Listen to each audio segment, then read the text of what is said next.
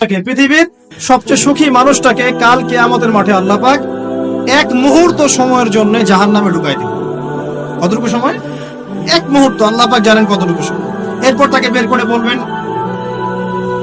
দুনিয়াতে সুখে ছিলা? সে বলবে, আল্লাহ সুখ কি জিনিস আমি জানি না, সুখ কাকে বলে আমি জানি না, সুখ কি আমি সেটা জানি না। আল্লাহ সুখ কাকে বলে আমি সেটা জানি না। আর এই পৃথিবীর সবচাইতে নির্যাতিত, নিপীড়িত এবং দুঃখ ক্লেশে ভরা মানুষটাকে আল্লাহ পাক এই এক মুহূর্তের জন্য জান্নাতে ঢুকে দিয়ে বের করে নিয়ে আসবে। বলবেন যে দুনিয়াতে দুঃখে ছিল, কষ্টে ছিল? এই ব্যক্তি বলবে, আল্লাহ কষ্ট কি জিনিস আমি জানি না, কষ্ট কাকে বলে আমি কষ্টের সংজ্ঞাই জানি না। এই ব্যক্তির তাকদিরে কি হবে পরে?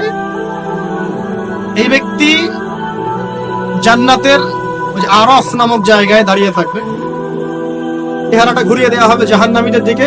সে বলবে যে আল্লাহ চেহারাটা খালি আমাকে জান্নাতের দিকে ঘুরায় দাও, আমি জান্নাতে যেতে চাচ্ছি না, খালি চেহারাটা ঘুরায় দাও বাস। এনাও। আল্লাহ বলবেন আর কিছু চাবো না? তো না, আর কিছু চাবো না। ঠিক আছে, চেহারা ঘুরাই দেবো। এবার চেহারা জান্নাতের দিকে ঘুরে আসে, জান্নাতের ধান, জান্নাতের নেয়ামতের স্নিগ্ধতা সব পাচ্ছে সে। এবার বলছে আল্লাহ শুধু দরজার কাছে নিয়ে যেয়ে রেখে দাও, ঢুকতে চাবো না। আল্লাহ বলবেন যে এইবার কথা দিয়ে কথা রাখবা?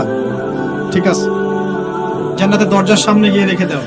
ও বেচারা দরজা ধরে দাঁড়ায় আছে, চিন্তা করবে, ও ভাববে, ওই সময় সে ভাববে, হাদিসে এত স্পেসিফিকলি আসছে, সে ভাববে যে আর কিভাবে আল্লাহকে বলবো, আল্লাহ তো এতদূর পর্যন্ত নিয়ে আসলেন।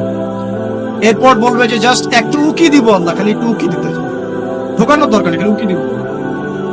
আল্লাহ পাক বলবেন, দেখো আদম সন্তান, তোমরা কিন্তু কথা খুব কম রাখো। আদম সন্তান, তোমরা কথা দিয়ে কথা রাখতে পারো। ওই যে আদম আলাইহিস সালামকে বলা হয়েছিল না, ওয়ালা তাকরাবা হাযিহি শাজারা, তোমরা গাছের কাছে যেও না, তাও তারা গাছের কাছে চলে গেল। তোমরা কথা দিয়ে কথা রাখো না। এবার উকি দিয়ে সে বলবে, আল্লাহ এতদূর যখন নিয়ে আসছো, আল্লাহ আমাকে আর এখান থেকে দূরে ঠেলে দিও না, আমাকে ঢুকাই দাও। আল্লাহ পাক তাকে জান্নাতে ঢুকাই দিবেন এবং এই দুনিয়ার চাইতে 10 গুণ বড় জান্নাত তাকে দিবেন ইনশাআল্লাহ। তাহলে আমরা বুঝতে পারলাম যে দুনিয়ার বাস্তবতা কি আর আসল প্রকৃত সাফল্য কাকে বলে।